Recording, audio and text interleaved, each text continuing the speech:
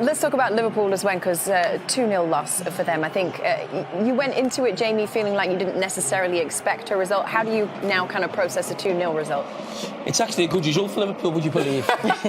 Because that could have been 5 or 6-0, probably should have been. But listen, we will talk about Liverpool later in the show. But PSG were absolutely fantastic, you know, out of this world. And the performance from them tonight and Bayern Munich yesterday, it's actually a shame that it looks like the two of them are going to meet in the semi-final. It would be a great final. Mm-hmm. Could I do it at Anfield, Jamie? I don't think so. I don't think so. So what percentage are you at now? Oh, wow. When we had pros and cons, though, in the list of yesterday, right? The one pro was Anfield. Yeah. Correct. Correct. Come on, Jamie. Why have you lost the belief, Jamie? Have you seen the team playing at Anfield? I mean, that what we've just saw tonight, that was like watching a team from a lower division playing someone, you know, it was just the gulf in class was very worrying from a Liverpool point of view. But in terms of football, I said what we've seen tonight from PSG, what we saw last night from Bayern Munich was a joy to watch. I've got a PSG analysis before the game. Do you believe me now? Start listening What to is it? What is No, this? nobody doubted that. Nobody doubted that. Rotations, energy, pace, they were fantastic. We saw all of it. The only criticism of PSG, They didn't kill it. The down tools started, I don't know. Thank God they did. There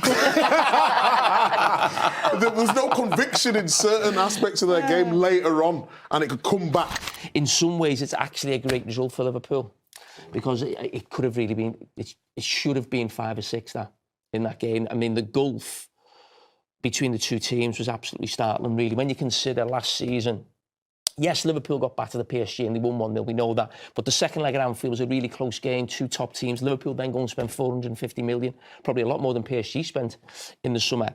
And to see the gulf there, I think, is worrying. And you think, how's it got to that? How's it got that bad, really? And when you think of sort of the manager, how he's set up tonight, and he's tried something. OK, he's tried something, but he's got it massively wrong tactically about how he went about it. Now, it's easy for me to say that after the event, but that's what we do. We're pundits. We speak, you know, after the event in the game. And he went about it with the back 5 all wrong. And they were actually more open with the back 5 than they would be with a back 4. Because they went man-to-man all over the pitch. And your 3 centre-backs had to cover the width of the pitch. And for Virgil van Dijk, watching him tonight in the middle of a back 3. And normally when you get to a certain age, you think, oh, middle of a back 3, perfect for me, that, getting on. But everyone's in position, everyone's here, you're getting a bit of protection, you're in your back 5. This was different. Defenders were jumping into here, into midfield, there was no one to mark. And Virgil van Dijk, at 34 years of age, was having to run in there, he was having to run across. He couldn't do it. And people have criticised Van Dijk this season for his performances, and I think it's been harsh. Because I think he plays every game. The fella next to him's just, I mean, awful all season. Poor again tonight. Canati makes a mistake every game. So that's not easy to play alongside. So I still think he's actually been one of Liverpool's better players, Virgil van Dijk. But tonight in that back 3, I have never seen him so uncomfortable in a Liverpool shirt in my life. And I think he'll be pleading with Arne Slot to never play that system ever again because, he found it so tough. But I must also say, it's not just the system of Liverpool and getting it wrong tactically. PSG were absolutely out of this world. And the biggest compliment I can give them, it was like watching Pep Guardiola's Barcelona. We're going to take you out to Anita, who has spoken to Virgil van Dijk. Well, I'm looking after the team. You know, that's for me the main thing. Speaking to players, we obviously have not too many sessions between the games, but you know, between sessions I have certain conversations, and I need to look after the boys, and I need to look after how we are mentally in the best shape. And today, I think everyone was ready. Everyone showed the right mentality, and that you lose it today, obviously, that's disappointing. And that's something, in my opinion, Liverpool should not accept, and we should not accept. That's not the standard I'm personally used to, especially over all those years I've been at the club. So that's why it hurts all the time, and especially the weekend one was a very painful one. Yeah. But there is still an opportunity, and you know, if we obviously first have a big game on the weekend, by the way. Of course. And then we have to be ready, hopefully, for a very special night. And like I said, it's so important to be together. And I'm not only speaking about the team. You know, I'm speaking about as a club, as a unit. You know, I've been Do you feel there's been a sense of fragmentation then? No, I don't even know what that means, by the way. But just that maybe not been together as much. No, the thing is, like, you know, our season has been so inconsistent, and it's down to multiple factors, and the noise, you know, is there because we are Liverpool. We are the champions we're the Premier League champions. So the noise is absolutely justified. So, you know, as me, for me personally, it's not been an easy season to, you know, to handle everything that comes our way. Like, I'm not speaking about me because I've never been selfish in that sense. You know, it's always about us, me, and the club always will go number one. You want to respond in any way?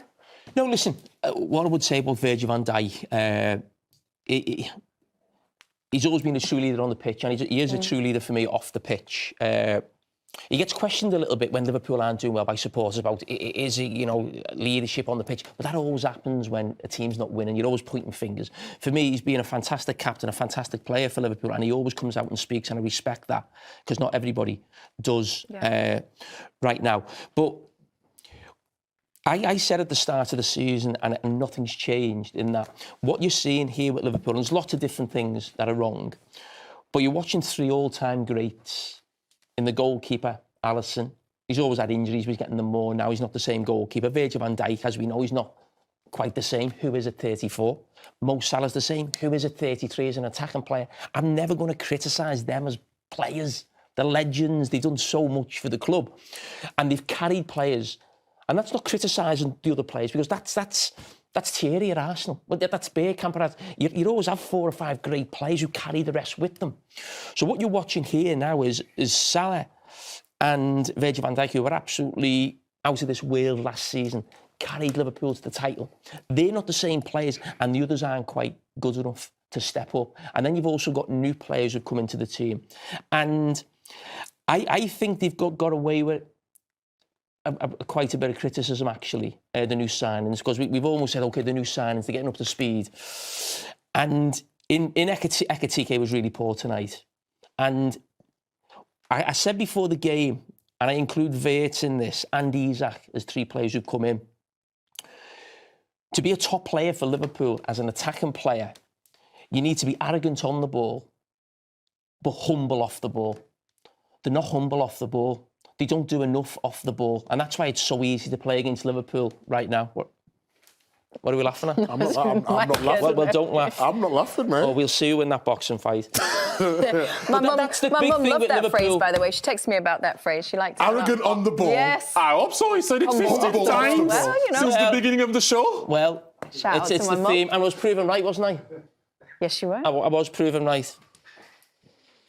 Deep breath. So they're the problems, and we'll get to even more of them later on. But listen, we said the same all season. 3 legendary players come to the end of their career, new players coming in and not quite knowing exactly what they need to do to play for Liverpool right now. And I include Isak, who come on there again, Ekitike, and Florian Wirtz, who has got to do an awful lot more. And the best way you could describe Florian Wirtz right now is cost 125 million. Is he's neat and tidy? I wasn't laughing. That's Jimmy Carragher. The fact was about to go to a break 5 minutes ago. Do you remember at the beginning of the day, Jamie came in and said, I'm pretty good, It's okay. I don't expect a lot. Chill.